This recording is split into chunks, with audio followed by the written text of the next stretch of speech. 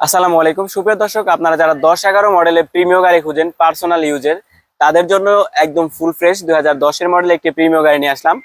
গাড়িটি সম্পূর্ণ personal use হয়েছে।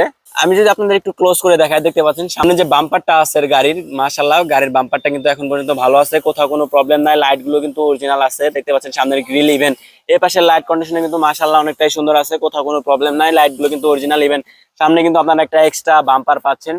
আমি যদি এক কথায় বলি, গাড়িটা সম্পূর্ণ পার্সোনাল ইউজ হয়েছে। টায়ার কন্ডিশনের কথা যদি বলি, দেখতে পাচ্ছেন টায়ার কন্ডিশন মাশাআল্লাহ অনেকটাই সুন্দর আছে। আশা করি আপনাদের 8-9 মাস চলে যাবে এই টায়ার দিয়ে। হোয়াইট পাল কালার, বেজ কালার ভিতরে, ইন্টেরিয়রে কিন্তু 25 স্টার্ট পাচ্ছেন। দেখতে পাচ্ছেন পিছনের সিরিয়াল নাম্বারটা মাশাআল্লাহ অনেকটাই সুন্দর আছে।